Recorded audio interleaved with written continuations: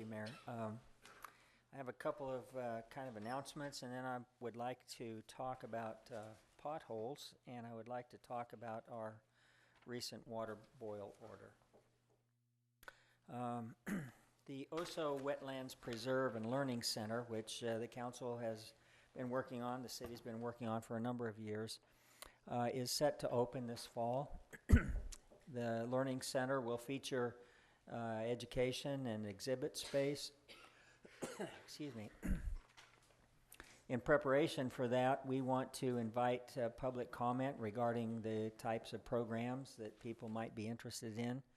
And they can leave their comments for us to consider at our website, cctexas.com, as well as the Parks and Recreation Facebook page. I want to also mention our system of communications. I think council and others have noted over the past year the improvements that have been taking place in our efforts to communicate.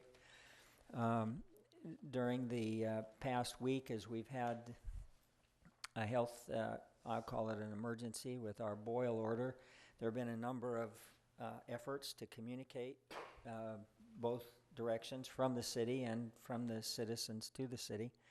And I want to just kind of emphasize several ways that that can happen and encourage people to participate with it. One of them is the reverse alert system.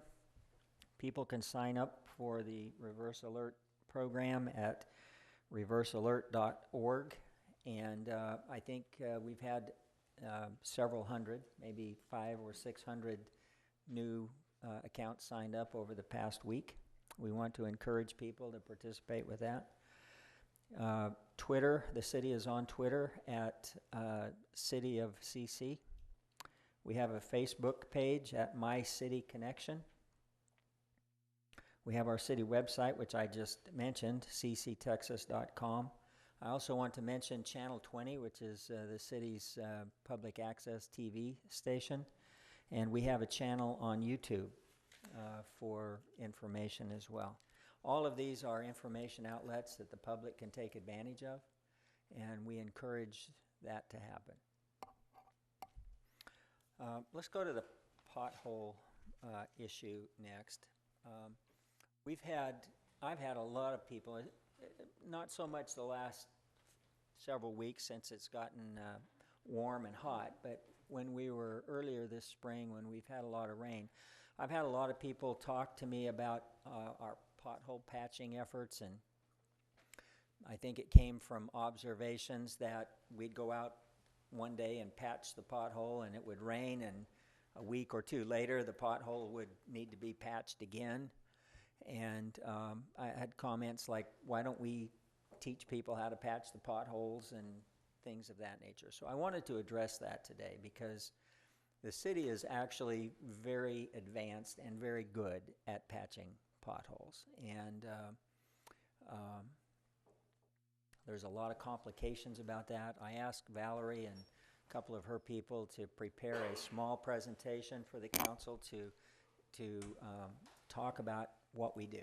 So Valerie, if you would please do that. And then I may have a comment or two more about it when she's finished. Thank you, Mr. Olson.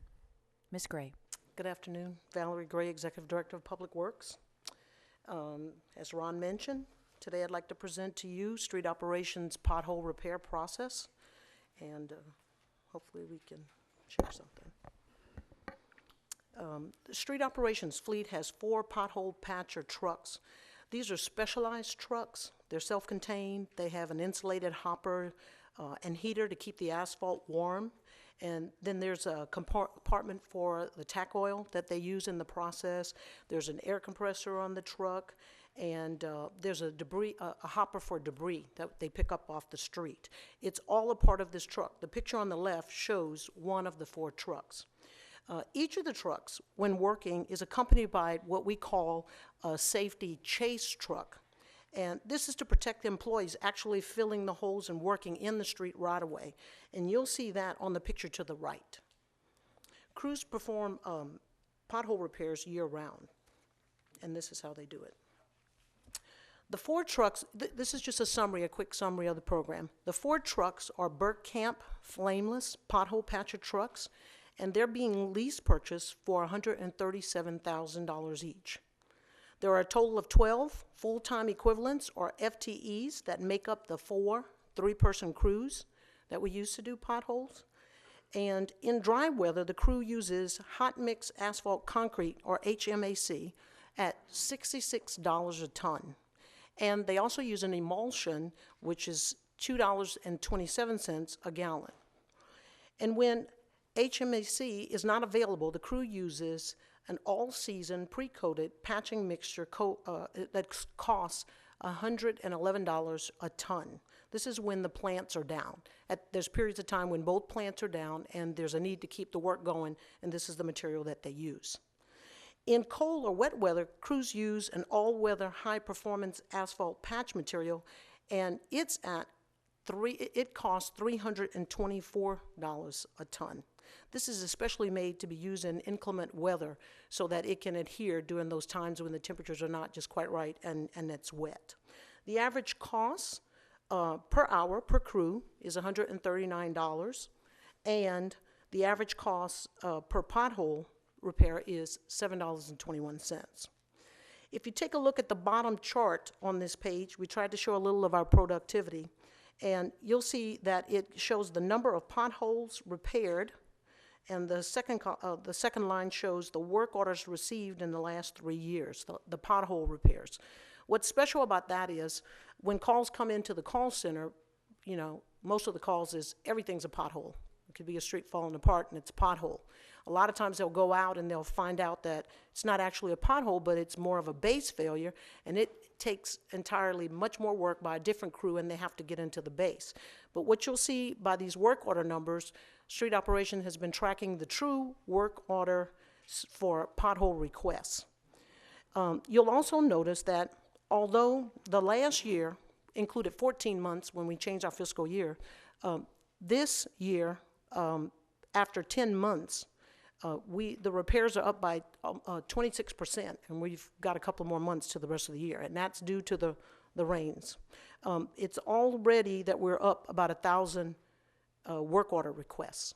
So when a work order comes in, they'll go out to a location, but at the time they're at that location, they make repairs to many potholes, and that's what they track. So we really want you to know that they're repairing well over 200,000 potholes like this year so far.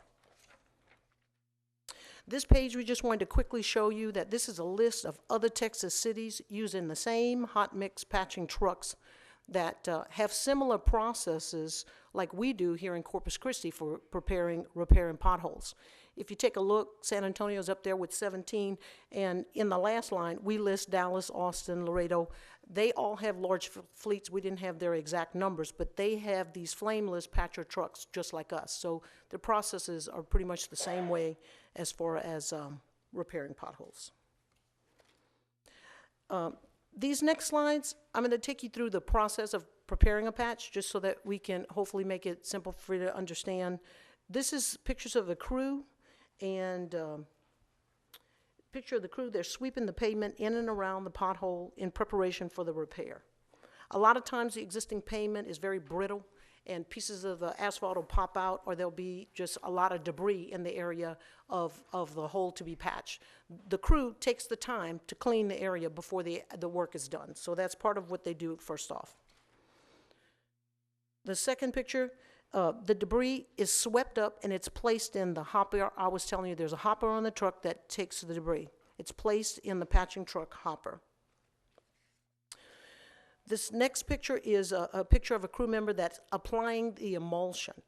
The emulsion is used as a tack coat or a bonding material that provides for an adhesive base for the patch once they've put the material in to hold it in place. So you'll see here he's spraying it onto the patched area. This is not your typical pothole that most people see that's kind of round. This one in the case is one that is an indented one, so it's more of a square type shape. But if you take a look at this, this is another picture. The entire area is sprayed with the tack oil. And then on this picture, the crew applies and spreads the hot mix asphalt concrete, or the HMAC, in the area to be patched. They use a rake. If you look at the gentleman to the left, he's using what we call a rake to spread the material evenly into the patch. And during that time, they're trying to get enough material into the patch so that it brings it up the elevation with the street. On this next picture, you'll see that the excess material is swept up and removed by the crew, and the gentleman to the extreme right is with a compactor. He's getting ready to compact that patch. They carry the compactors on the truck. And here, the crew is compacting the patch, and they're completing the final sweep up of the excess material from the work area. And this is the final patch and clean pavement. The approximate time to complete this patch in particular was 10 minutes.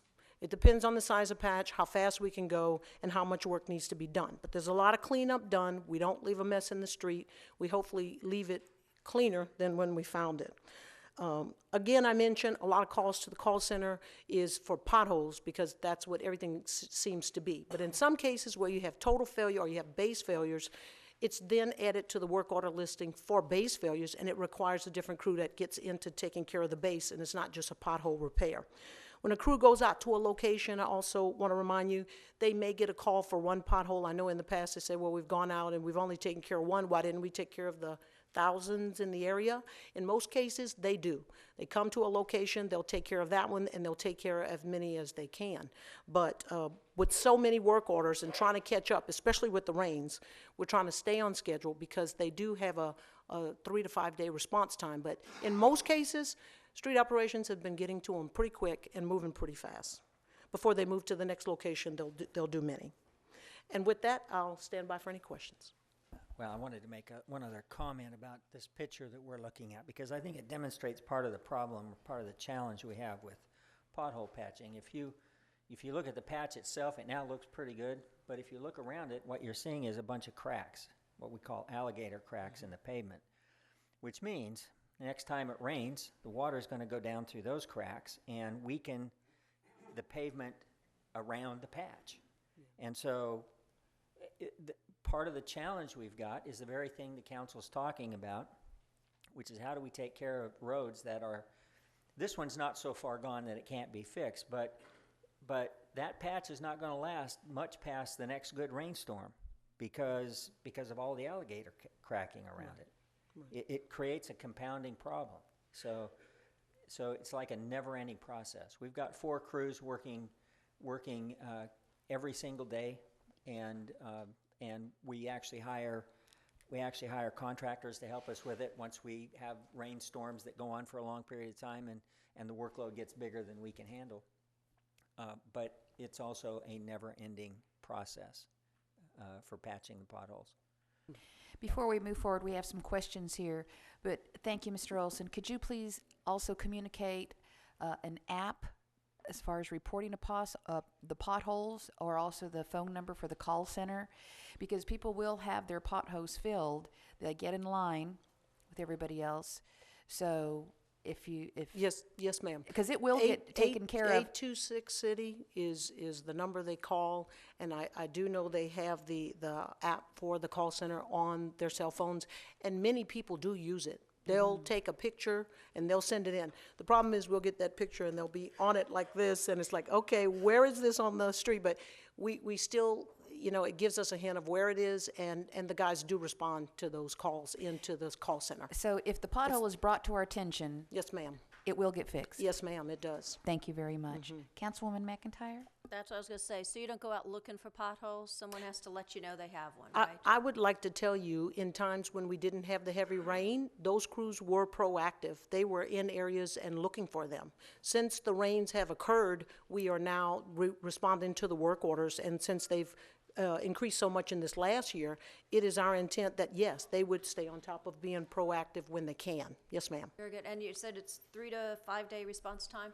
Yes, ma'am. That's great. And that's what I'm hearing from people who have reported them. And yes. So I think that's great. And thank you. And I was going to ask for that same information to be repeated, but you did that. Yeah, because I want Pastor Milby to take care of, because it's not an area that they would have been proactive with, because a lot of the cul-de-sacs are not through streets. Yes. And so we want to make sure that we get you taken care of. Oh, And, yes. and there is on the app, there is a geolocator on the app. So if you take the picture, it actually, when it's sent in, when it's transmitted in, they actually know where it's at because there's a geolocator on the app. Right. The work So order you system. don't have to give an address.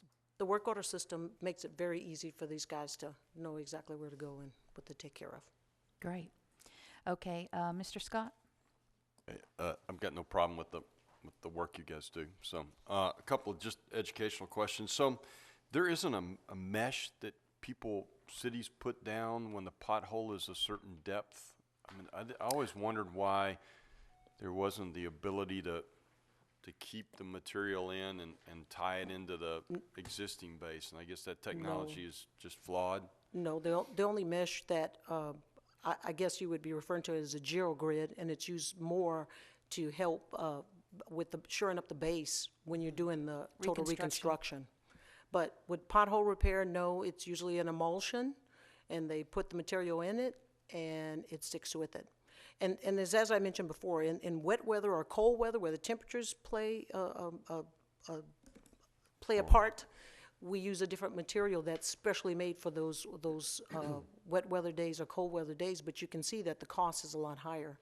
It's a special material to adhere in those bad days. I think I just figured out my own answer. The compactor, if the depth of the pothole is a certain depth, do you compact it twice, halfway down? You know, you put half of it in, compact it, and put half.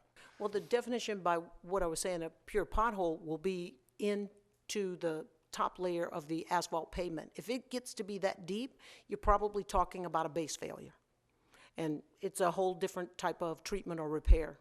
And Mr. Leal? right. Mr. Leal? Did you want to talk about base failure? Could you add to Okay. that? Yes, ma'am. I think exactly what Valerie said, but if it's necessary to compact more than a couple of inches, we do it in lifts. Could you state your name and your, Andy Time. Leal, Assistant Director for Street Thank you. Operations. thank you. So if somebody comes out, do they have does your foreman have the ability to go, and instead of doing a 2-foot patch, let's do 4? I mean, let's enlarge it. What happens is exactly what Ron had mentioned. When they get to an area that's a pothole, most of the time, if they have so many together that they're in a cluster, usually it's in an area of a street that needs to be reconstructed. But what they do, if there's a cluster of them and they're in a large area, they do what's called a skin patch. Now, the pothole crew doesn't do it, but we have level up crews go back out, and you'll see that we do a much larger area, and we'll cover it with a skin patch to try to hold that entire area together. But those we have to have in a series of work orders as well, Sure. and we send crews back out to. Do we do the skin patch? Is that what Yes. our contractors Level up do? crews can do the skin patches. I said I had no issues, but I have an interesting take. I'm closer to the roads than a lot of people are in the last couple of years, and so I'm sensitive to the pothole reconstruction. They all seem to. I don't ride a bike and go, God, they patched that last week and there's a new pothole. I don't have any experience on that. What I do find fascinating is the patches not matching the level of the road, and that's why I asked because I didn't know if you put 6 inches and you always put 2 more, and then when you pat it down, it's just got settlement. more compaction, so it's either concave or it's whatever the word is. It's Right. Convex. Well, in some Convex. cases, if you're referring to a utility cut, and No, I'm just talking you're about talking about a potholes. So pothole a patch, lot of our sometime it'll potholes- settle. But no more. Yeah, they will. But Yeah. a lot of our potholes are. And my sense is we overdo it because at the end of the day, there's less. It's not going to hold water. But that is a degradation of Yes. the driving experience. Yes.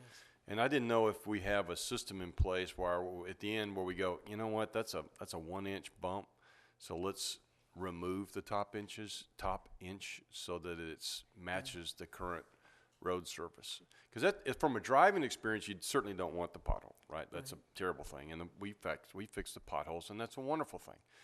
But if it matched or relatively matched the level of the road, then the drivers go, oh, okay, this is a really good fix and not just a fix. So that my sense is that of all the many potholes I have a chance to experience is that we oftentimes don't match the level of the road. And I don't know if that there's I suspect, this is what I suspect. I suspect we're doing 210,000 of them, and you can say, Mark, we'll match the road level, but then we're only going to do 175,000 of them because it just takes longer. But that would be my only comment, is that if there's ways that the end product matches the level of the road, that would just be extra good. All right, I thanks. think that's the objective, to have an even grade. Go ahead. Definitely. The crews are supposed to leave those as flush as possible with the street. And at times there may be some that are not as flush. Right. But we do not have your question about going back and trying to level those out. We do not have that Okay. at this point. Yeah, thank you. Mr. Garza? I didn't realize the number was that high. Yes, sir. Of course, We're doing a good you job. hear the complaints that we're not doing anything to fix the roads, and I look at the numbers, and obviously we are doing everything we can within our capabilities. Question, I know we've talked about having vacancies in street repair, the Yes, street sir. crew, Yes, sir. labor issues. Where are we at? What are we doing? We experienced a high vacancy rate for a very long period, and we've been working with the city manager and made some recent changes, and I think staff has been up. We've filled about 19 positions in the last, I believe, month, and we're beginning to hire more staff into those vacancies. So we're working on a plan. We feel we're either fully staffed or close to being fully getting staffed there. to be able to take care. Just hold it. We're not fully staffed at this point, but we have hired in the last 6 weeks or so 19 new personnel, Right. and that's been helping out quite a bit. Now, those folks are relatively new, and they've got a learning curve to go, so we're being careful with them, but they've helped out quite a bit, in fact. So we're working on that. That's good. That's good news, hopefully. That's going to help us Yes, catch it up. is. Secondly, a little concerned about the wet weather repairs, and I know we use more material, but I mean, I get calls constantly when it is raining. Hey, the crews are out there and they're fixing the road, and what good does it do? I mean, the holes just, it's not going to take. And explain a little bit about the material and the process, and what our experience is about those repairs that we make in wet weather. You want to talk? Go ahead. Okay. Well, as Valerie pointed out, we do use a special mix. It's an all-weather and specially formulated to work with wet weather and cold weather. The process is basically the same. You sweep out the water or the debris from the pothole, pour the material. The material we're using is bagged material, and so you pour the material back into the hole, compact it as you would the same way. So the process is basically the same. It's just a special mix, specially formulated to work in the wet weather. And in fact, they also claim that we could use, just pour it into the hole without sweeping the water. Our experience has been that it works relatively well. It's not 100%, but definitely, a lot better than any other mix. We have tried various, because you have tons of those folks that claim the same thing, that their product is better and can work or whatever. We've experimented with 6 or 7 of them, and we've come down to the one that we think works the best for us. And so it's pretty expensive by the ton. We buy it in bags, and it's about $9.72 or something like that a bag. But it is expensive. But your guys are able to continue to work even Yes, it so they don't sit in the garage. It allows us to Address continue to those work. hazardous areas. People are always calling, the pothole is causing me some problems. I just didn't my rim or had a tire problem or whatever. We go out there and try to take care of those hazards immediately. And then last on my list, and related, it's not related to your pothole program, but street maintenance program, just because so many people are saying, hey, how you guys doing with street maintenance? How many streets are we doing? How are we doing against the schedule or the list that we Are you had? talking the SPMP? Yes. Yes. The SPMP, we are in year 2. The overlay contractor is making good progress. We've met with the seal coat contractor. They have committed to bringing in extra crews, and by the end of the year, catching up or completing the tail end of year one. They got caught up in the weather, so the tail end of year one, and have made a commitment to moving quite a bit ahead of year two, because coming the end of the year, closer to the October level, we're going to be coming back with a work plan for year three to bring to council so that we could get started on year three next year. So we're doing pretty good. The feedback that I've gotten is a few where we've had to go back, and luckily we haven't totally accepted those streets where we had some problems. They are being inspected. But my overall feedback is the streets that we're doing, the citizens or the residents in the area appear to be liking the fact that the street looks new because it either has the seal or the overlay on it. So we are making progress. Are we contracting all that out? Yes, or sir. Are we doing some portion of it? We are contracting out all of the SPMP in 5 DOs for seal and 5 DOs, delivery orders for seal, and 5 delivery orders for overlay. There is some work that street operations is doing in seal, and they're working now on their year 2 areas. But of that work plan we bring to you, that is the streets we're following. And yes, it's by contract. At the end of the year, we will probably be coming back to you to rebid out the contracts again, because it'll be 2 years into the program. We'll be looking at the 3rd year. So close to the end of the year, we'll be talking about going into year 3. Great. Yes, Thanks for your it's hard doing work. good. Appreciate that. Okay, just for the public's benefit, the SPMP is the Street Maintenance Preventative Program, and that's the street, $4.39 that residential are paying, and then we have a formula for the commercial ma'am. population as well in our utility bills. But on our first year, we did have rain events, and in February, we were told that we would hopefully finish the first year of the street preventative maintenance program at the end of March of this year. Right. And so, are we there? Not both programs. The overlay, yes, but the seal, no. Okay. But they're getting very close to it. Okay. So, and of course, we have had significant more rain events, Yes, even ma'am. before we made that Yes, ma'am. projection of being behind in March of 2015. So we're at the end of July. So we're almost there, finishing year one. I'm On just this- trying to give a framework to Rudy, to Councilmember Goddess. He asked an excellent question, and Yes. and so we'll be patient for when Yes. we know Mother Nature has, and the whole dichotomy of it is thank Right. God for the rain. Right.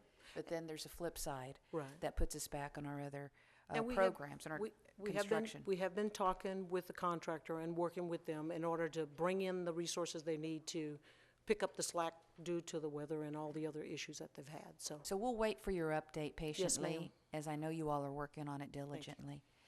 Thank you, Mr. Garza. Mrs. Vaughn. Hi. I'm more interested in the alligator cracks. yes, ma'am.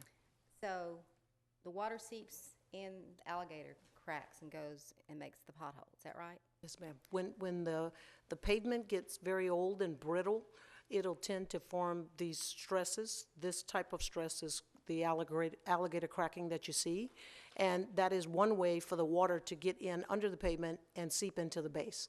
That is what deteriorates a street, is when water gets into the base. Okay, so would this be from the fact that over the years we haven't maintained the streets because we have to go in and seal the cracks, correct? Yes, but in the case on this street, if you take a look at the PCI, or the pavement condition index, chances are, my guess is that this street is probably in need of reconstruction. By looking at it, due to the top level of it, it is one that would be a candidate for reconstruction. But we do have some that if we would maintain them and seal the cracks, we could save them. Yes, ma'am. We do crack sealing. The street operation has crack sealing machines, and they do crack sealing on those streets where we do save the ones. Usually it's longitudinal cracks. It's not, as you see here, which is alligator cracking due to brittle pavement that needs to come off. This is not an area we would go in and crack seal, if that's what you're asking. But this is the whole point, behind our maintenance program. Right. This is why we passed the street maintenance fee, so that we could go out and save the streets that can be saved Right. by crack sealing them, overlaying them, and seal coating them. And you may hear people say, why are you putting that kind of effort on good streets as opposed to the failed streets? And the reason is so we don't lose the good ones. Right. And that's my point. That's what I'm asking. Yes, Yes, that- ma'am. that's the whole Yes, point ma'am. behind Okay. these good. SPMP program. Street Preventative Maintenance Program. That is I the will- whole point behind it. And Yes. our street department has the expertise to do that, to seal the streets. They Correct? can- Yes, ma'am. They can do seal Some. coats. Okay, seal not coats. overlays. Okay, oh, I've got that down. How many people do we have in the street department that work in the field, and how many do we have, foremen, administrators, supervisors? I think we have about 85 field personnel. We have 4 senior foremen and 1 work coordinator that is basically handles all the street operations, our base failure work, our utility cut work, our seal coating, our potholes, our level up work that we do. Okay, and just curious, do we know about how much we spend for contractors? I know we have to have them because we can't do it. About how much we spend a year on contractors to do the streets?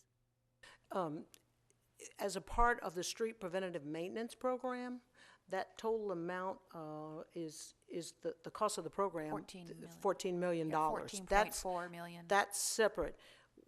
What Andy contracts to supplement the work he's doing, I would say, Well, currently we have a year, the not that much. IDIQ contractor. yeah, okay, we have one indefinite, contractor. And that currently is at $1.8 million. Right. That got awarded right. a few months ago. Yeah, we And we voted got on the that. contractor working right now in areas. And I just want to ask this. I've been getting text here on some street project that's going on. They're saying our workers are sitting around, da-da-da. And I said, does it have the city of Corpus Christi on the side of the truck? So I think my question is, when the contractors go out, they use their own equipment, it would have their company's name on the side of the truck, correct?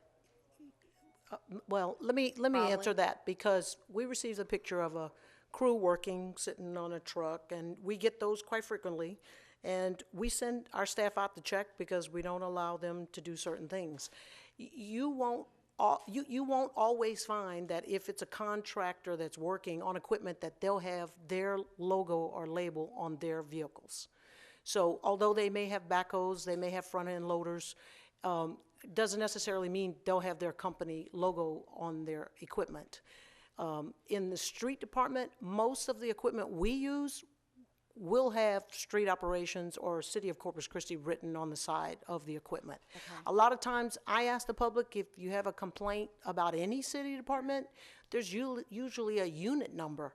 If you could call us with the unit number, and we can get to the department, because they're by department, and find out what department it is and where they're supposed to be. It makes it easier. But a lot of times we just get a picture and somebody says, it was the city. And that happens quite frequently, and it's not us. Well, you might want to look at Arcadia. They say there's 12 to 15 standing around and 2 working. So I just thought I'd report that right Okay. now, since I'm We'll- getting that we'll text send during someone. this meeting. Yes. We'll check it out. And I want to compliment y'all on the potholes, because I have called in a lot from my office. On Monday mornings, I have them, and the response has been really good from that department. It really has. Thank you. Thank you. Thank you, Ms. Vaughn. Ms. Rubio? Ms. Gray, Yes, ma'am. how long have we had these trucks? The pothole patch trucks, we've had the first 2 for, I'm going to ask Andy to help me. We had the first 2, and then we used them, and we ordered 2 more through the budget process. And I think it's been into the... Talk. We've had the first set, I believe, about 8 years. 8 The first years? 2, And then we added and the then last 2 and then we bought 2 more a couple of years ago. about 2 or 3 years ago. Yes. About 2 or 3 years ago? Yes, ma'am. Okay. I guess I had asked that question before, and I had not seen these on the road. That's why I was asking. I have written a whole bunch of questions. When a person complains regarding a pothole, and you made a statement regarding that sometimes they're no longer potholes, they're something bigger than that. Yes, ma'am. So do we somehow notify these folks that because they're no longer potholes and they need different types of surfacing, do they get notified, or they just? In most cases, if they would like a call back, they will put a note, and the call center will let our staff know to have a foreman call to the citizens. Okay. In a lot of cases, they just report it and needed it to be fixed. What happens with our crew is if we go and we send someone and they find out it's not a pothole, but it's a base failure, they will create the work order for base failure, because we have that crew that takes care of base failures. Okay. And so it'll move over to where it needs to go in the street operations to get done. Okay. It's just separate list for separate work. I just want to make sure, because I know that there's one that's been in our neighborhood, and it's gotten deeper and deeper and deeper. It's no longer a pothole. It's really, truly, it's a crater. Okay. So I wanted to make sure, do they get notified, or how does that all work? And you made a comment, Mr. Leal, regarding that y'all, these are the trucks that you all chose. Did you all look at other machines? Because I know you made a statement they're basically all the same, sort of, kind of, right? Okay. I think at the time we did look at various types of trucks. We did look at a spray injection system, and we chose the hot mix trucks because they were self-contained. They were the same material that we've been used to, and those were basically the reasons we elected to use those trucks. Okay. And a lot of times we look at other cities, as we showed you in the numbers, and Right. we follow the same process, because a lot of the street repair is pretty much across the board a lot the same. Well, and I think too, it's important to note that the kind of process we use, what was the average, $136?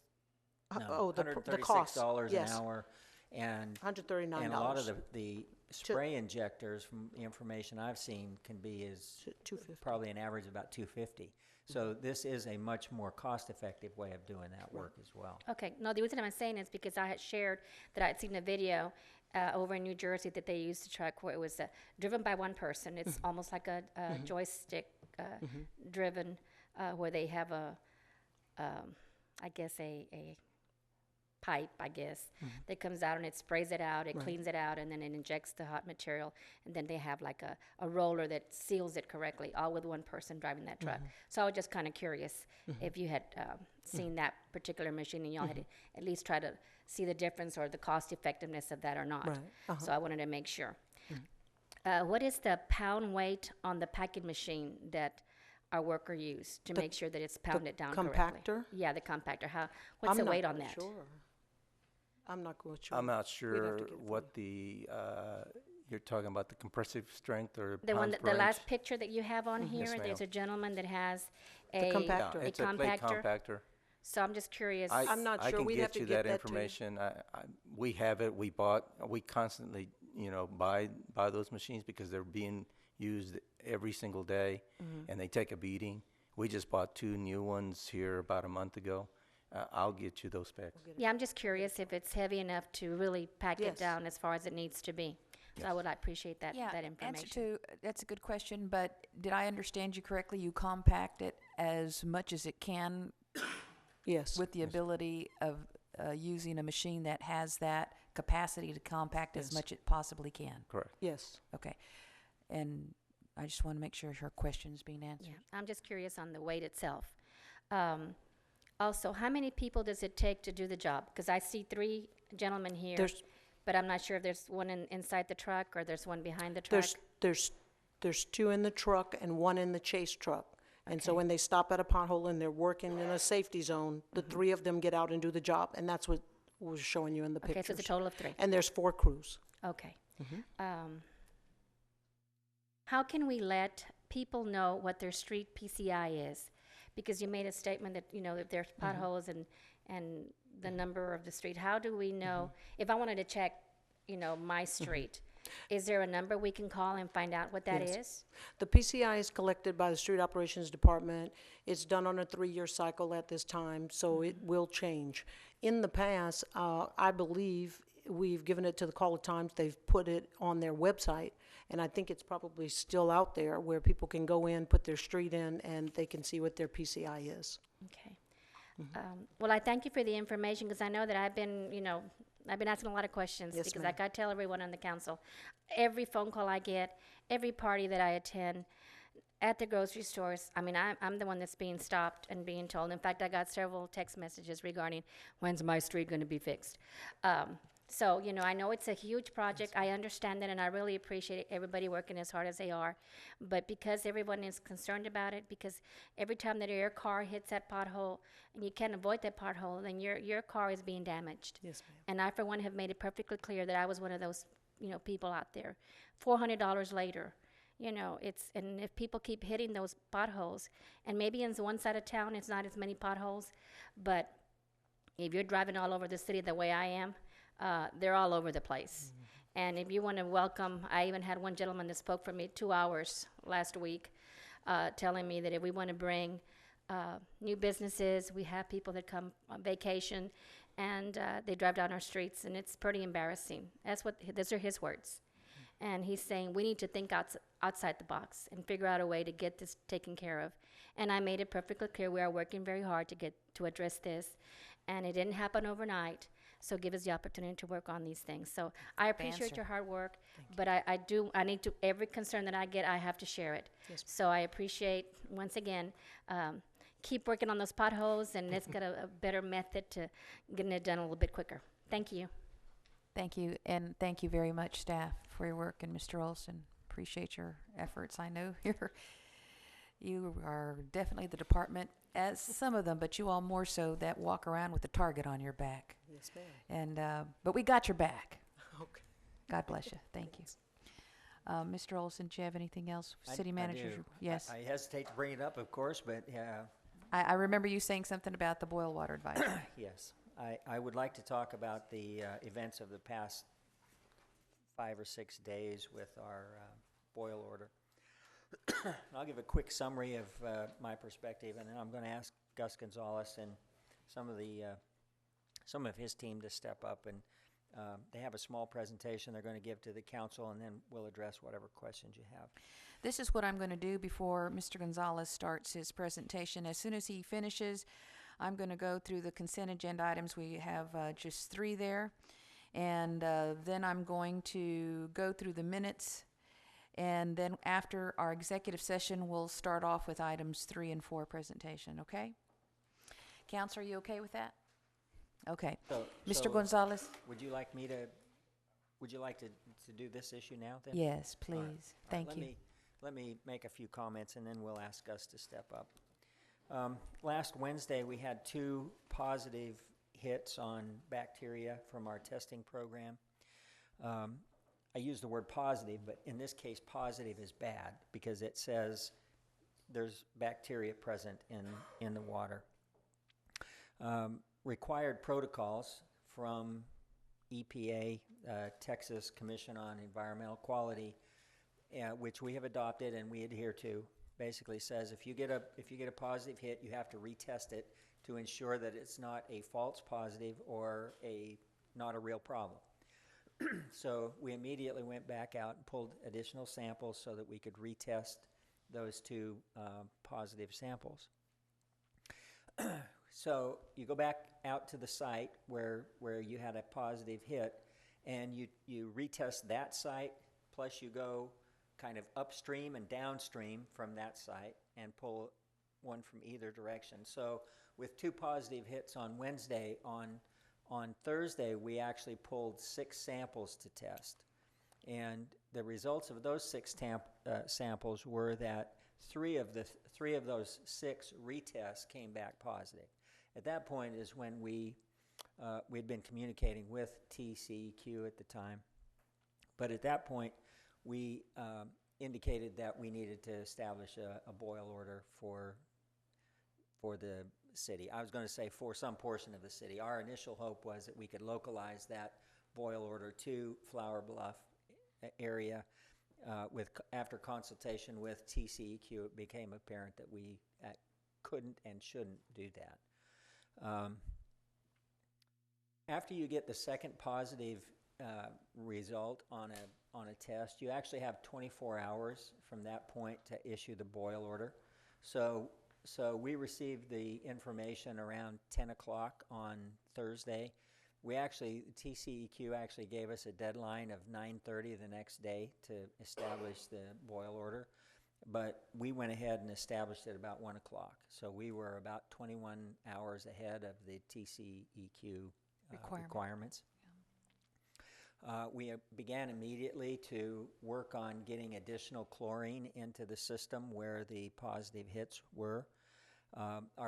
We had 3 goals when we started. Number 1 was to eliminate the problem and get the boil order off as quickly as we could.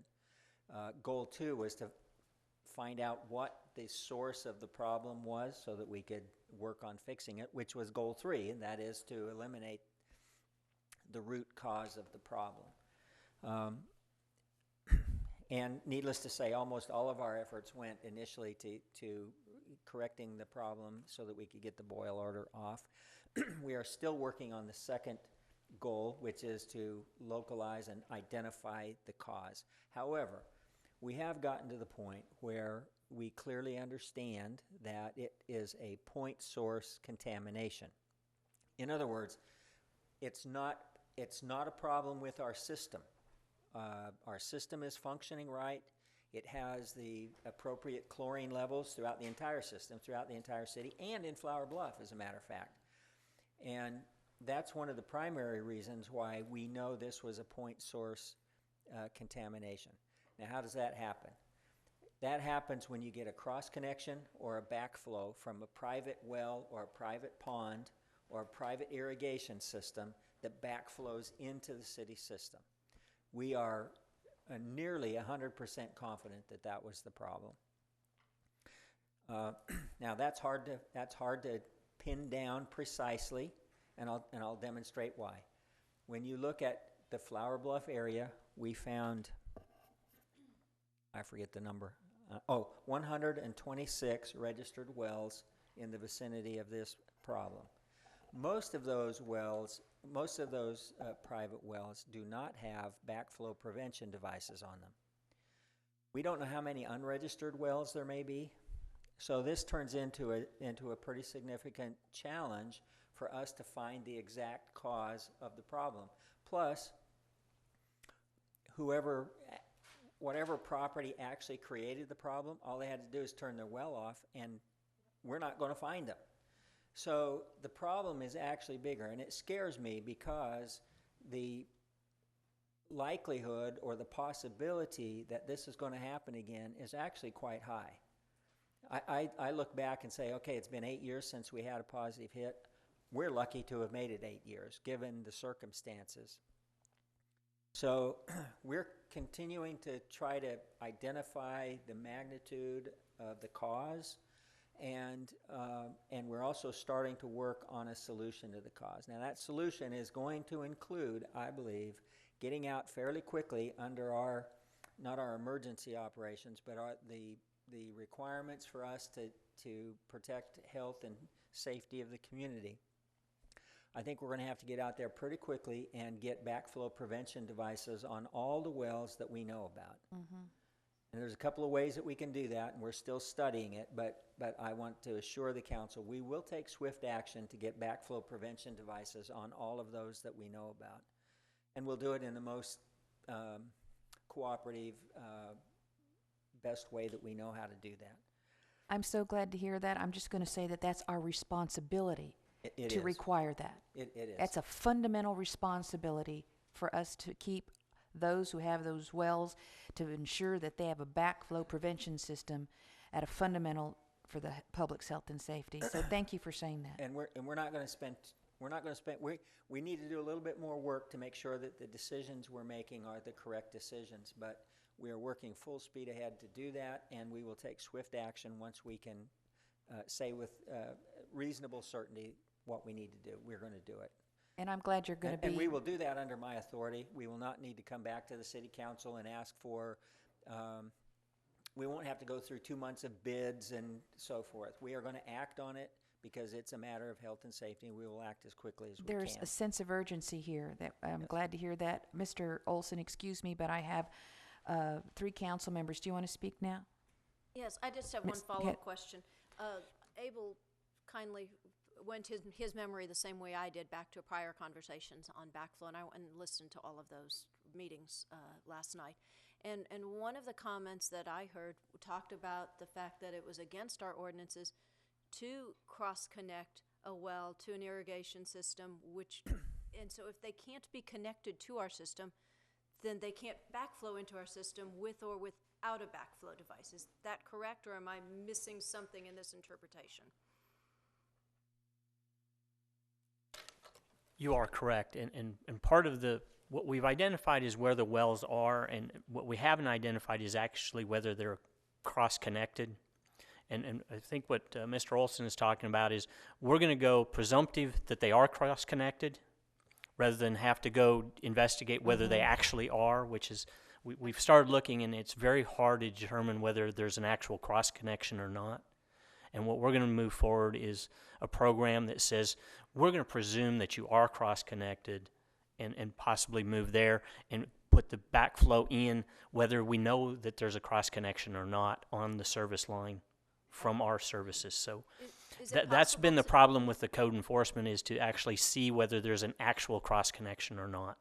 So do they connect it themselves without? Okay. Yes, Yes. ma'am. Many people do their own plumbing. Oh, So- yeah.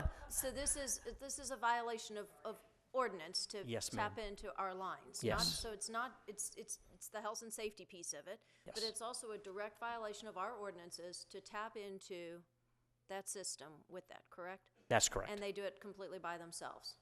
Yes. So is it possible to disconnect that, or is it not possible to find it?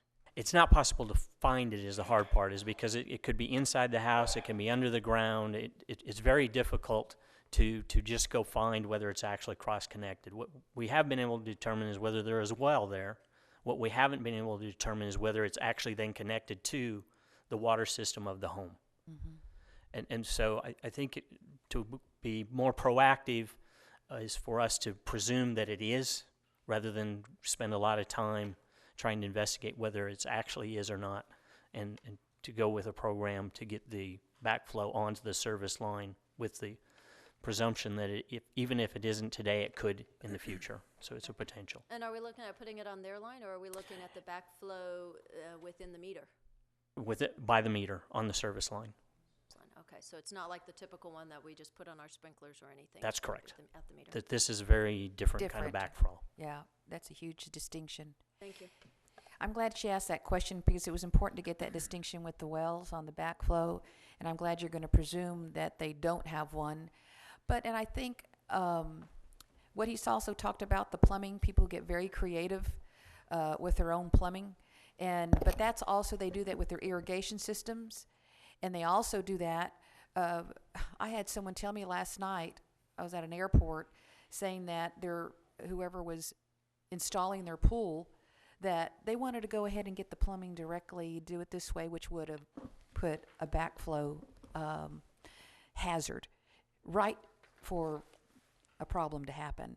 And so there's a lot of other discussion we need to have, and that was specific to inspections yearly. And, I don't want to get into that, but we will have that discussion later. Because we also found out when the staff did come to us, when you saw that conversation of how many problems they find annually. But we'll have that conversation later. Well, can I just add just Absolutely. Because that's my concern, is we talked a lot about the safety of irrigation systems, because that's potable water, but with wells that we know is a concern, and knowing that backflow protectors have a 15% fail device, I'm really more concerned about how do you get the wells off of the system. Sure. And that's why we're glad Mr. Olson doesn't have to come to us. And so 126 water wells is a lot of wells. And, it's like waiting for the other shoe to drop. But also we need to take into consideration, not to put anyone on the defensive, but the whole picture, not only the water wells, not only, looking at, inspections, when, how, whatever, but also looking at, I want to look on the swimming pools. What do we do for requiring, because I didn't even think about that, So I think holistically, as far as a fundamental policing power we have for Public Health Authority with water distribution system, I'd like to take another look at that myself. But thank you for bringing that up, because I've been thinking about all of those things and probably have not thought about many other things. I wanted to clarify one thing, is the backflow we're talking about that would be on these service lines is not the same as it goes on an irrigation system. Right. This is much different, and this one is already under the requirement to have it annually tested. Yes. Of this kind. So I wanted to clarify that this is not one that would go on an irrigation system. This is much different from that. Yeah. Thank you. Yeah. Thank you very much for that, Ms. McIntyre. Ms. Diohas, do you want to I'll just ask a quick question because Sure. I just, as a follow-up to something that Ron said, and I look forward to, Mayor, to this broader conversation because I recall talking about it a few years ago, but obviously this new situation begs a discussion. So Ron or Gus, I wrote down a comment about 126 wells. Most do not have backflow, but there's a number we don't know that are unregistered. And so this is kind of piggybacking to, I think, what Colleen is trying to say, that in essence, the number of unregistered people, and I'll just say it, I mean, they're illegally tapping into the line. Is that one way to characterize it? Well, I think that there could be wells that were drilled without registration, and there certainly could be some out there. But I think there are many wells that were not tapped into the structure by underground means. And so you have that. There are some people that are drinking the water. I think we found one condition where they were connected to the structure. The meter was shut off when we observed it, but they didn't have a backflow preventer. So it's a combination of many things that could be out there. Okay, but it sounds like we're going to be making some assumptions in order to better identify what that number of unregistered people are, right? And the assumption is Right. basically that nobody has a backflow preventer, right? And that's right. Okay. And the assumption is that, yeah, we don't know if you're connected or not connected. We're going to require it. Okay. I just wanted to understand what the narrowing process was going to be Well, with and- those 126 wells so that we at least have much more of a handle on who's doing what, who's connected to what, and what their impact could be going forward. Because you're right, Ron. I mean, 8 years without this happening, and the reality is it could again. But again, yes. And several of you have talked about the violation of the ordinance and so forth. That is true. At the same time, we don't want to create a situation where people don't want to talk to us because they're afraid of punishment. We want to Right. figure out how we can incent and create cooperation so that we can get compliance. First of all, we need to protect the public water system first. We need to worry about enforcement after we have that under control. So we're working on some strategies now that hopefully we can finalize in the next short period of time and then get to work on it.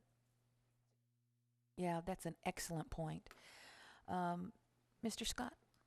So I hear what you're saying, and I'll maybe only do this once, but Mary, you made a comment that we have a fundamental responsibility, but I think the property owners have a fundamental responsibility to abide by the law.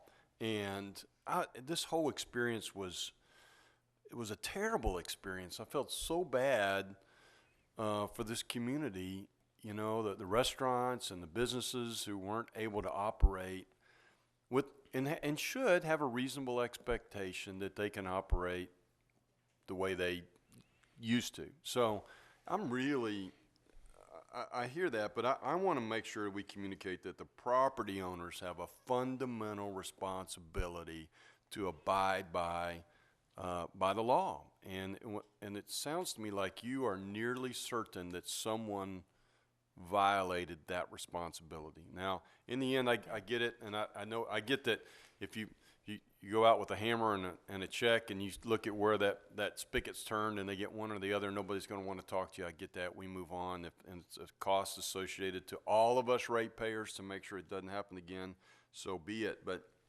I just don't want this to get lost in where it really came from. And it sounds to me like you're nearly certain it was a property owner who failed to abide by their own responsibility.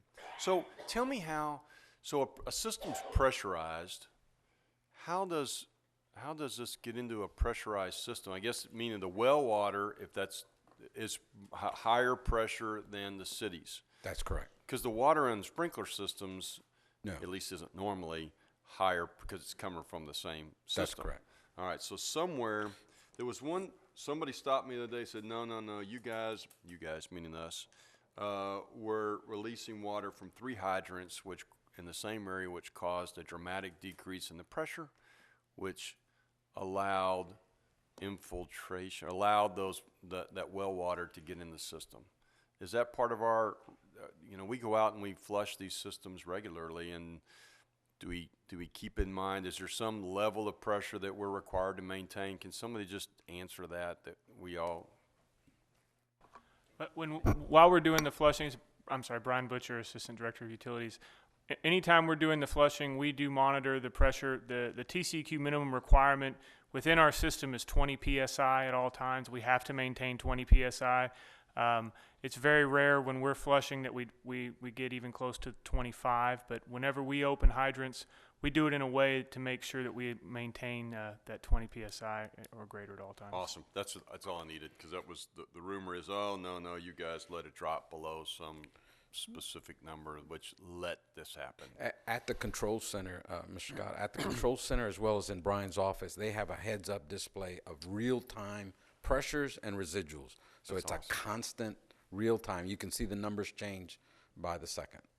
And this is just out of curiosity, where do you cross connect? So if somebody has a well, they just stick it into the. Yes. So basically, they would take and tee right into the discharge size of the well, dig a little trench, and either go over and to their hose bib on their back side of their back lawn and just plumb it right into that hose bib, and that's simple enough. Now, they could go inside the house, and so you don't see it. Right. You could do but that. most of the time, you've got something, because that's what they'll do is when you just don't want to buy city water, you turn the spigot one way, or. That's right. That's interesting. I don't. Right. Anyhow, that's out of curiosity. Well, I appreciate it. I thought you guys were, Ron, I thought you brought all hands on deck. I thought you all did everything you could. I really appreciate the explanation today. I think the public wants to know what happened. And this was not a system failure. That's important to me, and it's important to my family to know that this was not a system failure. This is a rogue property owner who, at least you said with all nearest certainty, this is a rogue property owner who violated our ordinances that contaminated an area of this community. And as much as that disappoints me, I do appreciate the go-forward plan to attempt to minimize this ever happening again. Thank you. Thank you, Mr. Scott. Ms. Vaughn? I want to thank the water department for all their hard work. I know it was really hot out there those few days, and the fire department for bringing you guys those tents. Yep. It was very nice. And I have a important question. Who's going to pay for these backflow preventers? Would that be the residents? Making sure. No, we're still evaluating that. Okay, and one option is to have us install them and back bill them. We need to come to you with an ordinance. It's going to take some time for all of that to happen. Another option is for us to pay for the backflow prevention device and just protect our system with it. We haven't decided what to do with that. That's part of the decision making we need to do. I will tell you right now, I'm leaning towards having the city pay for the installation of these backflow prevention devices, because it's the only way we're going to know it's going to happen. And it's part of the cost of protecting the system. So that's my leaning right now, although we have not fully decided what to do with that. There are additional costs that go along with putting a backflow prevention device on. That includes an annual inspection that we would intend for the property owners to pay. There's also I forget what they called. There's a tank that should be put in that is probably an equal cost to the backflow prevention device that protects the homeowner's water system and their water heater. We would not be doing that. Don't we do something right now with the backflow that we have to do every year for the water? I know I have to call a plumber every year to get that done. Is that what it is? It's every 3 years. Whatever it is. Every 3 years, It's that's too correct, often. to test it. It's understand. too often until you get a problem like this. I know. Yeah. I know. I'm just teasing. I understand your point about putting them in yourselves, glad but she's I think they got off easy, but they didn't get a violation, any kind of ticket for that. And to me, this is so important. I don't think the city should have to take that hit. I think that's, and I know we're going to discuss it later. That's just my thought. I will say that I'm hoping one of the options is they can pay it out Yeah, but we'll think that through as well. But I know the primary fundamental is to get our water safe, our water system protected. And I hear that loud and clear. Mr. Rosas? Thank you, Mayor. First of all, just want to say thanks to the Water Department because it did put a lot of businesses at hurt for a little bit. I guess that's such a word, but did take them back at ease. I got a stepson that works for Starbucks, and they kind of closed down for a couple of days, so people were dying to drink Starbucks within the next 2 days. Ice is definitely a luxury that we all kind of forget about. But I did want to reiterate, just to communicate to the public about how many tests we actually do. I want you to kind of pass that along again. And just the way the communication was. I appreciate the earliest you got out. You had something on the news, and I appreciate the communication with the public. So I just want you to know, on behalf of constituents, that was a very good way of getting it out there. Mayor and everybody else up here. I mean, like I said, we got the word out, and it was good. But if you can just kind of go over that a little bit, Ron, on how many times you actually test, because I think people kind of have a bad taste in your mouth, if you will, because they think it's that we just all of a sudden picked a spot and we picked on Flower Bluff or something like that. It's something we test all the time. So I just want to. I think part of Gus's presentation here in a minute, we'll go over that. If you can hold the question for just a minute, we'll get it answered for you. Okay, sorry about that. Yeah, No, no, that's- that's, Ju- no, but that's a have good point. a couple more introductory comments to Okay, make just before we get jumping to the that. gun, and then and other than that's all I had was just to communicate that. Thank you. No, and we need to take the time to listen to all of you and your concerns because frankly, they're all good questions and they're all good comments. That just goes to show you how we're committed to our public health and safety. Ms. Rubio? Thank you, Mayor. I agree with Councilman Scott. The public wants to know how this happened. I got several texts and they're saying, hold that person accountable, hold whoever it is accountable. And so, you know, it was interesting. And we even got an email that they wanted us to resign because this should not be happening. And I thought, really? I mean, you know, I don't think one of us had anything to do with it. It was not the city's fault. And obviously, I'm glad that that's being looked at because sometimes folks just react and say things that are not nice. When we know we had Mr. Olson, Mr. Gonzalez, all the city folks, everyone who had something to do with this, I thank you. Y'all were working really extremely hard to get to the root of this problem and letting folks know that this is really pretty dangerous if you continue to drink the water that you really shouldn't be drinking. I know that there was a lot of folks that shut down their businesses and they lost money, but at the end, I mean, it's the public safety of our citizens. So I thank you for all your hard work, and I think that there's got to be some conversations up here on how we're going to handle it. I don't want to scare anyone for them to hide the issue, and we don't find that root problem, but there's got to be a way to hold people accountable. Every one of us is being held accountable, and that person who did it or persons need to realize that they really hurt this city. There was a lot of visitors that came in for the weekend, and they were all making jokes, but we got through it, and I'm glad that we did. And once again, thank you. Thank you for all your hard work. Thank you, Ms. Rubio. Mr. Gonzalez, if you could move forward with your presentation, please. Good afternoon. What's that? What? Yeah, let me finish making a couple of comments, Gus. Yes, I apologize, Mr. Olson. Let me just say, I'm coming off of Ms. Rubio's last comment, that part of the reason we have a testing system, which Gus is going to explain here in a minute, is to get early detection of a problem and to deal with it. There is always the possibility of human error, whether it be on the city side or whether it be on the private side. We're near 100% certainty that this is a point source contamination on this particular case, but systems fail, and to think that we're never going to have a problem is unrealistic. It is going to happen, and how we respond to it is the important part. So we'll talk about the testing system here and what our response protocols are, and you saw them work. They worked about as well as it could possibly work over the past few days, and our water department and other departments that participated in this it was classic. It was by the book. So I think everybody did good. So we've talked about ways of protecting against secondary water sources that are not part of the city system with backflow prevention devices and so forth. Another thing that I want to do, and I've asked the water department and engineering department to look at how we can localize this problem. When you look at the city, there are wells throughout the entire city, from Cal Allen to the island, but the bulk of the wells are located in the Flower Bluff area, which means that, to me, what it means is the likelihood of a second failure is more likely to happen there than anywhere else. So I've asked them to look at ways that we can isolate the Flower Bluff region so that if we have to do another boil order, we can localize it to that area and not have to affect the entire city. There are things that we may be able to do, maybe at no or low cost, or maybe some cost, to be able to change how we manage our system to be able to do that. I don't think we want to go to the point of creating multiple pressure zones throughout the entire city, because there are some real downsides to that.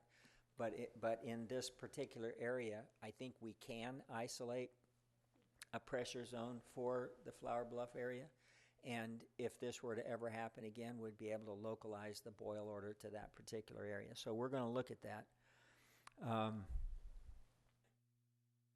And then one of the things that we did as a corrective measure this time was we brought in some additional local chlorination. We brought in equipment, we hired a contractor, we put some, what do they call it, burnout, where you kind of hypercharge the area where there's a problem with additional chlorine.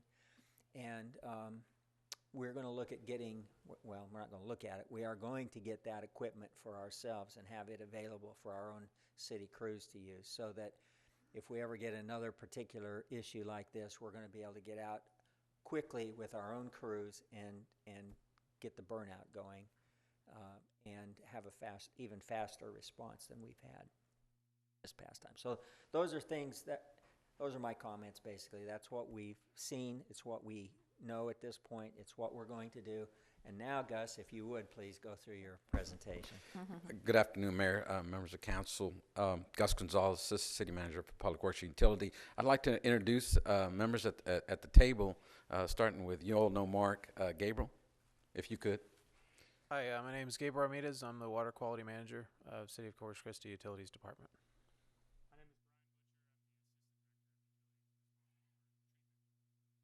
Bill Mahaffey, Assistant Director for Utilities, Maintenance and Lines. So I want to take a few minutes to go through. I don't have a lot of slides. I know Mr. Olson has talked about what transpired through those 3 days, but I want to concentrate on what we do from a water quality program and then talk about some future actions that we're going to do.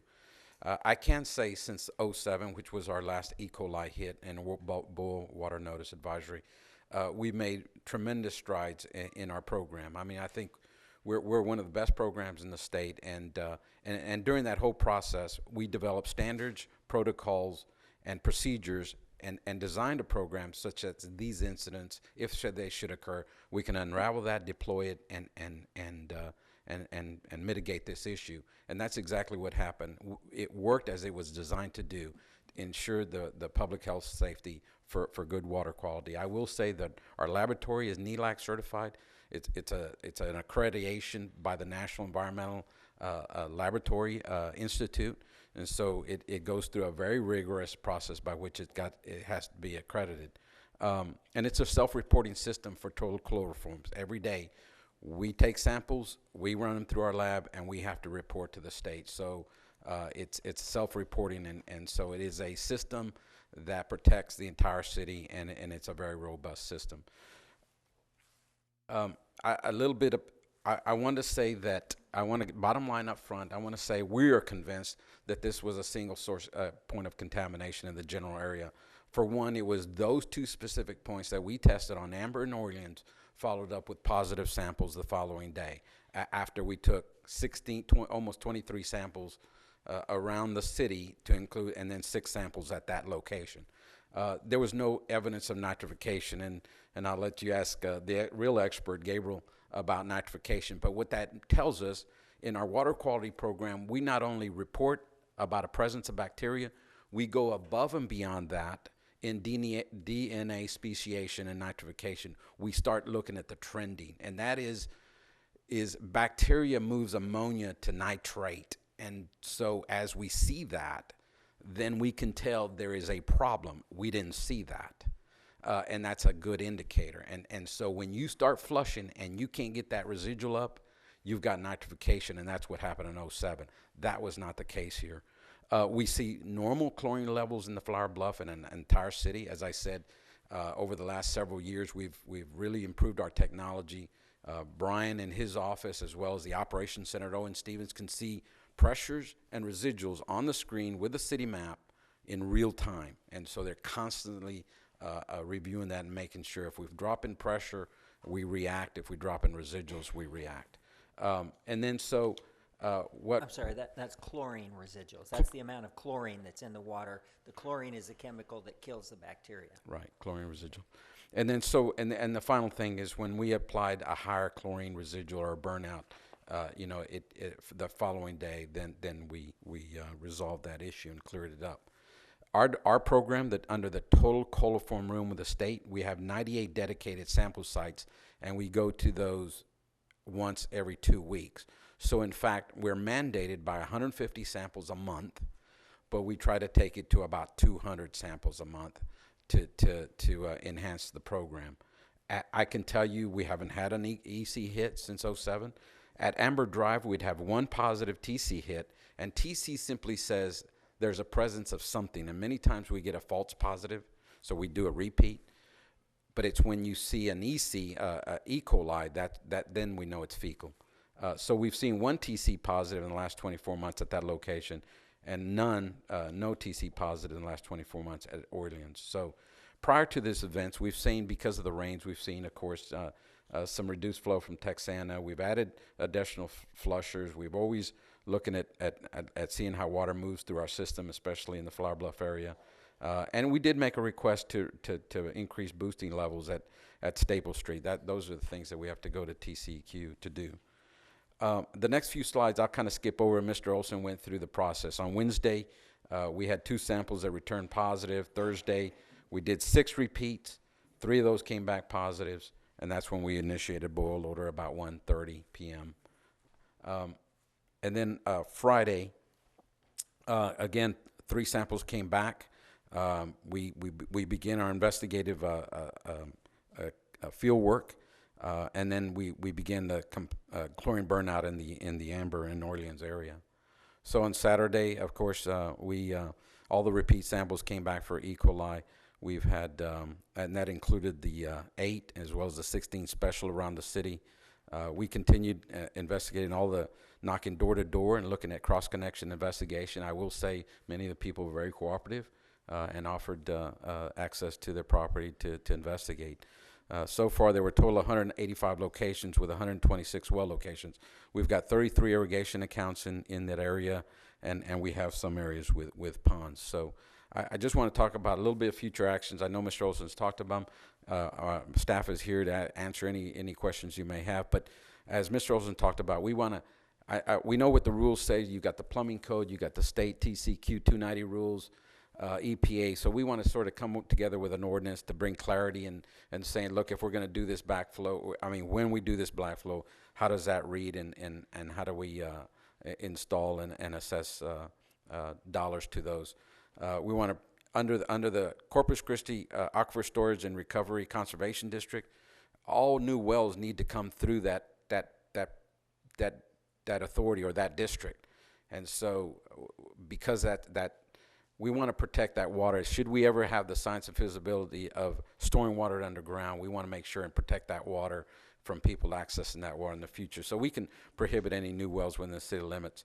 On the short and long term, I think you heard Mr. Olson talk about creating a separate pressure zone for Flower Bluff if this area should have an incident. We're continuing this week with special sampling. We're looking at a cross-connection program and door-to-door questionnaire inspection. We'll probably start with, we will start with that area and then work outward. And then we're going to continue for the next couple of months on chlorine burnouts and develop a seasonal burnout plan. And I'm sure there's many other things that we're going to do. So That concludes my presentation. Certainly, if you have any questions for staff, we're available to answer those. Ms. McIntyre? The one question that keeps coming up, because Flower Bluff, as much as they have wells, also have a lot of septic tanks. And so the question keeps coming up, could a septic have had seepage into our water lines? You have two conditions these backflows prevent from is back pressure and back siphon. And so it could be as simple as a garden hose laying in a saturated tank, or in the yard where you've got a septic tank that's a drain field that's not properly functioning, and you've got all this water above ground that the drain field's not working properly. So it could be as simple as that, where maybe there's a main break, you go to negative pressure, and there could be an anti-siphon or back siphon effect. So it's possible. Can it be just seepage through the pipes in the ground without No. backflowing through the system? Just Very unlikely, because you do have a pressure within our system.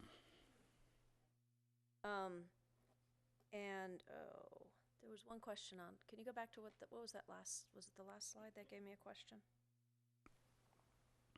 Oh, yes, so we're looking at new towers across the city right now. How does this fit into this pressure zone, and is it a component of that when you're talking, is it an air gap within the new tower that does this, and is this already within the system that we're already working toward? Yes. So to answer your question, the tower that will be located closest to Flower Bluff when we are done with that project will be on Starry Lane, and we will construct that tower with an air gap that will allow us to have a separate pressure zone in the Flower Bluff area. Unfortunately, the tower that currently in the Flower Bluff area does not have that air gap capacity, so we weren't able to utilize it in this event. Okay, so it'd be the new one that we are already planning to put in. Yes, ma'am. It will be equipped with that capacity. Right. And will there be anything on the other end, on the opposite side of Flower Bluff, downstream from it, or would it just isolate from there south? The elevated storage tank and the ground storage tanks, both that are located on the island now, already have that capacity. The island can function as a separate pressure zone, and we do operate it as a separate pressure zone now. We rechlorinate out there, and it's all tied to water age. Ultimately, the water that makes its way to the island will come through that area, but as long as we can isolate the Flower Bluff area and demonstrate that the incident is contained within Flower Bluff, we should be able to agree with TCQ on a localized incident. Which I really appreciate from the perspective of our restaurants and businesses and the rest of the city, but I appreciate more so the actions that you're taking in the Flower Bluff area to help curb this happening again. Ms. McIntyre, I just want to make a comment to that tower. Several years ago, Mark and staff went up to the state, and we got a provision or a variance to the storage requirements. It's called a alternative capacity requirement, and they probably saved $40 million in our system by not having to do all of that storage. And part of that was to actually raise these tanks. And so this is in the capital to do. We're not modifying this as a result of this order. It was already a tank that had to be replaced and raised by 20 feet. Thanks, So. and that was what my question was, because that was when you mentioned it in the paper today. I didn't think this was new. I thought this was something we were already doing, but this is a new benefit That's correct. to that project. And Gus said it, the 20 feet, but to yours, Mr. Scott, on the pressures, and the key is this will actually be increasing the pressures of the system wide by about 20 psi, okay, which would increase how much would have to be reduced before there'd be a back siphon. So combined, all these additional, the replacement of the elevated storage is going to help the system-wide by also increasing the pressure system-wide, which also should help for possible back siphons. And then one last thing on the cross-connection program, door-to-door questionnaires and inspections. I just think many people don't realize that they're putting the rest of the community at risk.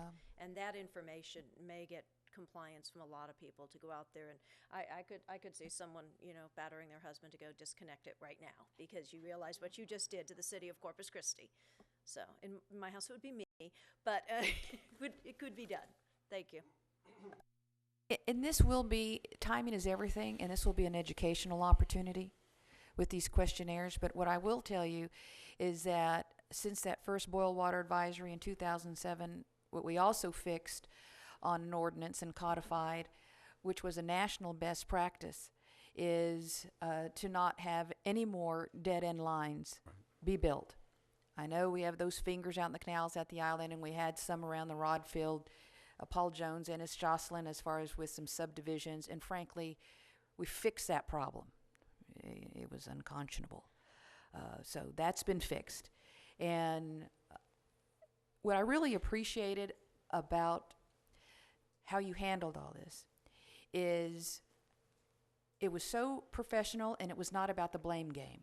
It was about cooperating with TCEQ, about working with the facts, and I really appreciated that you all went ahead and on the safe side on the boil water advisory ahead of the deadline, because mostly people, it's not, of course you want to get the facts out there, but it's not about saving our own face, it's about protecting the public's health and safety. And that's where you all came from, a true place. And it was very professional, and for you to have called the boil water advisory before the deadline, and also the cooperation you did to TCEQ, really told me about your commitment to the public first. So thank you for that, and appreciate what you're doing. And I think what I do want, not to get people on the defensive, but it is true, Councilwoman Vaughn, is that if you have annual inspections regarding protecting the water system annually on a well system, we do need to also have a conversation on the irrigation system as well. We went from 3 year to 1 year, because it's until something bad happens that you will have a problem, because it's just the facts that what we came out with when we had this discussion, and when you learn, when you know better, you do better. And so I think Maya Angelou said that, give her credit. Anyway, but with that said, I'm hoping that we also bring back all those statistics, and that we come from a place of fundamentally just trying to be proactive, of putting measures in place to keep from this happening, because it is unrealistic that we'd love to say never, but I understand the vulnerability of Flower Bluff, but I will tell you, it could easily have been Calallen or Annaville. Sure. I mean, the pools, I mean, there's just so many swimming pools. There's so many things we need to consider on the bigger picture. And so I'm just hoping that we all recognize that, because I'll never forget our plumbing inspector telling us how many they found annually that were rigged on irrigation systems that were just waiting to become a disaster. Councilmember Scott? So just from my own personal knowledge, so in this instance, you're telling me that there was a higher pressure coming from the wells that pushed the water into our system. And my irrigation system at my house, it can't have a higher pressure than the water in the system, because it's the pressure of the water in the system. And I think, Mayor, that's the difference, that's the technical difference in it. Now, we could still have this, I was one that went from 1 year to 3 years because I was tired of Carol beating me up about this issue. So, and I understand if we want to go back and have that conversation, that's fine, but that is a little bit of an apples and oranges conversation, because what we're talking about today is an artificially higher pressurized water infiltrating our pressurized system. You have a pump in the well Right. that it has a submersible pump that all it has to do is exceed our pressure. Right. That's real clear to me, the distinction, and I appreciate you bringing that up, Councilmember Scott. But here's also the issue, is that we had numbers back then that showed that we had faulty valves in irrigation systems and horrible maintenance of irrigation systems that caused backflow issues. And so, and we also had some that were rigged up into our water system incorrectly that we found through the annual inspections. Now, we may still stay at 3 years. That may be a possibility.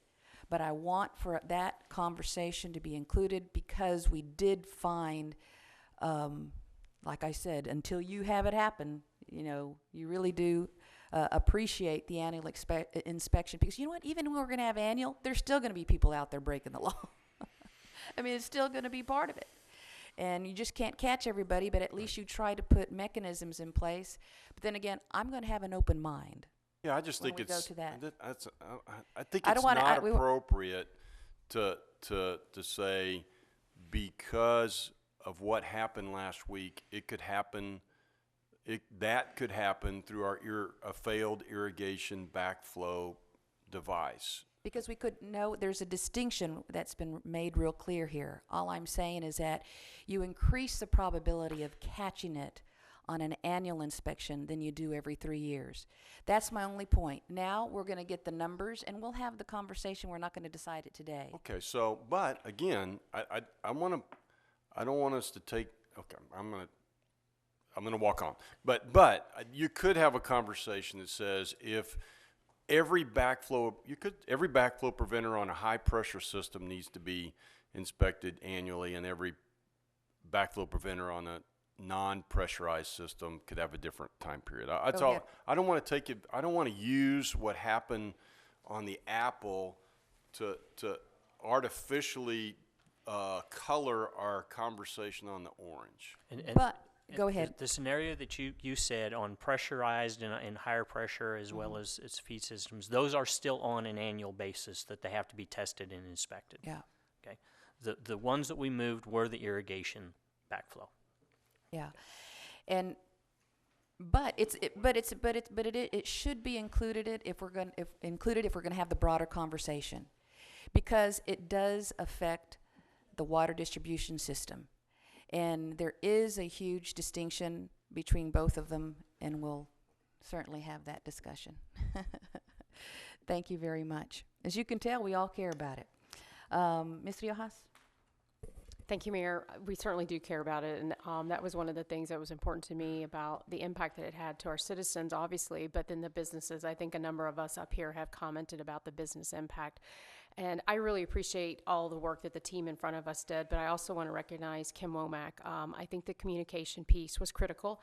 Kim, there's always learnings, right? I do communication for a living like you do, and there's always learnings from these experiences. But I will tell you, I appreciate, as a council member, Ron, that we were getting updates because we were able to assist Kim in being ambassadors of sharing information. And I think that's always critical, especially in these types of situations, that we get as much information in a timely manner, no matter how many times we might have to communicate it to our citizens, and especially the businesses as well. And so I really appreciate the work that you did on this, Kim. So kudos to you. I agree. Ms. McIntyre? One last thing, and yes, Kim, that was fabulous. I was feverishly sharing your information all week, and it really helped everyone understand what was going on, and I appreciate that. While we're looking going forward, next time we come back with AMR purchases for meters, can we look at whether it is viable for us to start using meters with backflow so that we are not relying on this in general? Because, yes. I would say that that's going to be an excessive cost. We have about 12,000 irrigation meters today throughout the system, with about 90,000 connections. I'm not sure. It's probably an overkill. And the other thing is that I don't know of any manufacturer that attaches a backflow to a meter and sells it as a single unit. It's usually... Oh, it's two separate pieces, like yes, Neptune's backflow thing is two separate pieces. Yes, ma'am. And as a matter of fact, I can show you a picture. I've got a picture of one if you'd like to see. Sure. Show and tell.